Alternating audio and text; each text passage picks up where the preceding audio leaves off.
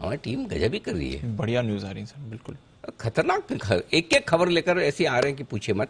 सारे बड़े बड़े एक्शन जो होने जा रहे हैं सेबी की तरफ से वो आपके सामने लेकर आ रहे हैं। एक और बड़ा एक्शन होने की तैयारी में और बता रहे हैं ब्रजेश कुमार हमारे संवाददाता।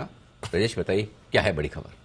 बिल्कुल, ये खबर उन शेयरों से जुड़ी है जो एफ&ओ में शेयर हैं और जो डिविडेंड के बाद डिविडेंड अनाउंसमेंट होता है तो जो प्राइस एडजस्टमेंट होती है, जो एडजस्टमेंट होता है उससे जुड़ी हुई है। ओके। अभी ये नियम ये है कि अगर 5% या उससे ज्यादा है तो ही एडजस्टमेंट होता है, लेकिन अब जो विचार किया गया और एक सहमति बनी है सेबी की कमेटी में वो इस पर बनी है कि 2% तक भी अगर प्राइस एडजस्ट 2% तक भी अगर प्राइस जो डिविडेंड है वो स्क्रिप के प्राइस के बराबर आती है तो वहां पर भी एडजस्टमेंट किया जाएगा।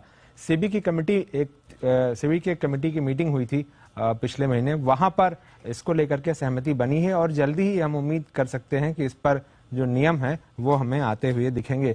और आगे जाकर के चर्चा इस बात पर भी कि क्या इसको 0 तक ले जाया जा सकता है क्या, तो ये बाद में होगा, लेकिन अभी जो मोटे तौर पर सहमति बन गई है और जिस पर हम नियम आते हुए देखेंगे वो ये है कि 2% तक का जो एडजस्टमेंट है वो मतलब उस पर नियम आ जाएगा। सो बेसिकली अगर 2% से ज्यादा डिविडेंड अनाउंस किया कंपनी ने तो उसका एडजस्टमेंट किया जाएगा। बिल्कुल। अभी ये था कि अगर वायदा मैं समझाता हूँ। फॉर एग्जांपल आपके पास आईटीसी है और आईटीसी ने 12 रुपए का डिविडेंड दिया, ठीक है। आईटीसी का भाव तो 265 रुपए हो गया। 200 से समझाऊंगा समझ में। आईटीसी 265 रुपए ही भाव है, ठीक है। और आईटीसी ने आपको डिविडेंड दिया 15 रुपए फॉर एग्जांपल, ठीक है।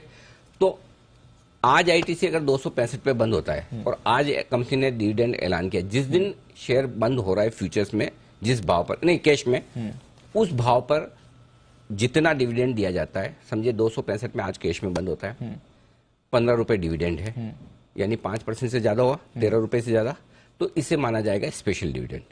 जो भी डिविडेंड 5% से ऊपर का होगा उसको स्पेशल डिविडेंड माना जाएगा। और उसके लिए रेफरेंस प्राइस जिस दिन कंपनी ने डिविडेंड ऐलान किया है, भले 4 बजे करे 6 बजे करे, आज जिस भाव पर बंद हुआ उस भाव से आपको 5% से ज्यादा गया। अब क्या होता है, जैसे ही 5% से ज्यादा ये डिविडेंड ऐलान किया तो स्पेशल डिविडेंड माना जाता है। डिविडेंड किसको मिलता है? जो शेयर खरीदता है डीमेट अकाउंट में रखता है, उसके अकाउंट में आते हैं, फिर डिविडेंड के पैसे आ जाते हैं, तो उनको तो फायदा हो जाता है। लेकिन इसका बेनिफिट एफ&ओ ट्रेडर्स को भी मिलेगा जिन लोगों ने तेजी की पोजीशन बना रखी। कैसे? अब वो सोचे कि हमने तो एफ&ओ का स्टॉक ले रखा, हमारे भी डिविडेंड आ जाएगा ना। डिविडेंड आपको नहीं आएगा, अमाउंट नहीं आएगा, उसके लिए तो पूरा पैसा देके डिलीवरी लेनी पड़ती है। आपने तो लीवरेज पोजीशन ली हुई है, एफ&ओ में तो लीवरेज पोजीशन है ना, पूरा थोड़ी मार्जिन ही दिया है, लेकिन आपको उसका बेनिफिट मिलेगा। कैसे? जिस दिन एक्स डिविडेंड होगा आईटीसी कैश मार्केट में ऑटोमेटिकली 15 रुपए डिविडेंड है तो 15 रुपए दाम कम हो जाता है।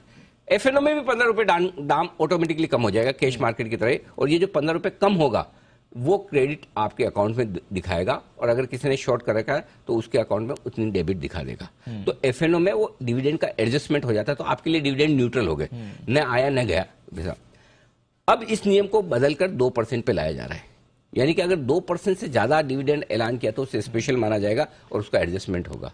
वैसे इसके लिए सबसे बढ़िया तरीका और हो सकता है जिसकी तरफ शायद सेबी आगे बढ़ रही है, वो ये कि सेम एक्स डिविडेंड कैश में भी कर लो, जैसे कैश मार्केट में एक्स डिविडेंड होता है वैसे ही फ्यूचर में भी कर दो। उसका एक बड़ा फायदा होगा जी। एक, आपको अलग अलग याद रखने की जरूरत नहीं, एग्जैक्टली एक रिकॉर्ड डेट आ गई आपको पता है, एक एक्स डेट आ गई आपको पता है। दूसरा फायदा क्या होगा, आज आप निफ्टी में कई बार देखते हैं प्रीमियम चल रहा है, डिस्काउंट चल रहा है, कभी प्रीमियम ज्यादा कभी डिस्काउंट ज्यादा, पता ही नहीं चलता क्यों हो रहा है, कितना उसमें डिविडेंड का इफेक्ट है, कितना लोगों की मानसिकता तेजी मंदी की है ना।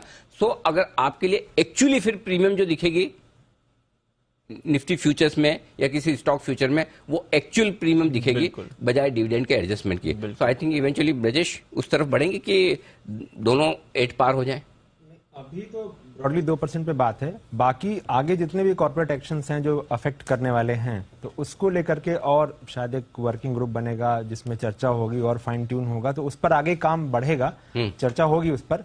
लेकिन अभी के लिए इतना है। लेकिन ये कि ये जो सारे स्टेप्स हैं जो अफेक्ट करते हैं उन सारी चीजों पर विचार होगा और उसका रास्ता निकाला जाएगा। ब्रजेश का सिंपल सिस्टम है, आप कितने सवाल पूछो ब्रजेश उतने ही बोलेंगे। मैं सोचा ब्रजेश बोलेंगे हाँ 2% पे तो आगे हो सकता है जीरो कर दे, सेम वे कर दे कैश मार्केट के हेड जीरो को लेकर के भी चर्चा हुई, सजेशन आया कि इसको क्यों नहीं जीरो कर दिया जाए, लेकिन ये कहा गया कि नहीं, जो स्टडी है क्योंकि बहुत सारा डेटा इकट्ठा होता है, सारी बातें सारा डेटा देखा जाता है, उसमें यही पाया गया कि जो मैक्सिमम डिविडेंड है वो 2% के आसपास आता है, 2% उसके आसपास रहता है। तो अभी 2% के आसपास ही रखा जाए।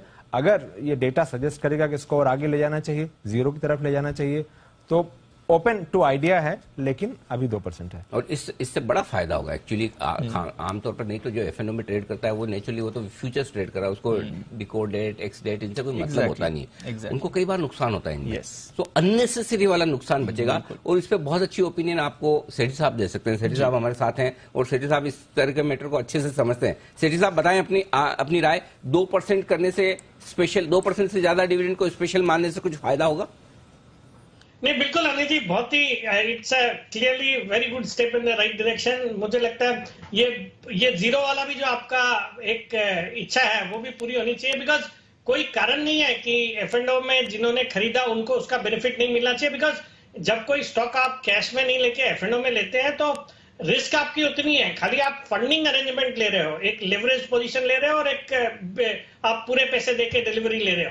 तो ये जो क्रेडिट मिलता है स्पेशल डिविडेंड का, जो अभी तक 5% में होता था, जैसे हाल ही में हमने देखा वेदांता में चूंकि स्पेशल डिविडेंड था 31.5 रुपए का, तो उसका इमीडिएट क्रेडिट आपके एफ&ओ की पोजीशन पे आपको मिल गया। और वो भी बहुत ही इजी प्रोसीजर है। उस दिन शाम को जो बिलिंग होती है उसके क्लोजिंग भाव से एक्सचेंज आपकी सेल दिखा देता है और नेक्स्ट दिन जो परचेज रहता है वो जो रिड्यूस्ड अमाउंट है, जो 31.5 रुपए कम होके जो भी प्राइस बनती है उससे वो परचेज दिखाता है, तो पूरा एडजस्टमेंट हो जाता है। और अगर ये 2% पे होता है तो बहुत ही अच्छी बात है, और ग्रेजुअली 0% हो जाएगा तो इट्स वेरी गुड। बाकी भी कॉर्पोरेट एक्शन का इसी तरह से ट्रीटमेंट होता है, जैसे स्टॉक स्प्लिट का या इवन बोनस का। तो मुझे लगता है dividend also should be treated the same way, उसका बेनिफिट लेवरेज पोजीशन वालों को भी मिलना चाहिए। तो ये आपके लिए पूरा का पूरा डिविडेंड के एडजस्टमेंट को लेकर बड़े नियम, ये भी अपने आप में बड़े फायदे की बात होगी। अगर 2% से ज्यादा डिविडेंड को आप स्पेशल डिविडेंड मानकर उसके वायदा कारोबार के लिए, ट्रेडर्स के लिए। अब क्या होगा अगर समझो किसी को गलती से नुकसान भी हुआ तो 2% से ज्यादा नहीं। नुकसान तो फिर भी होगा। देखो वो हमारे कहते हैं कि वो जो आदमी सोया उसकी भैंस दूध नहीं देगी। जागना ही पड़ेगा आपको। हाँ, तो इसलिए थोड़ा तो अब आप ट्रेड करें तो अलर्ट रहो, करो। हाँ, मतलब सब काम से भी कर ले, सब काम एक्सचेंज ही कर ले, अपने कुछ नहीं करना।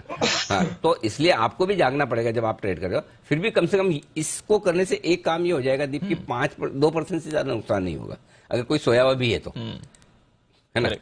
तो चलो ये एक बढ़िया बेनिफिट होगा।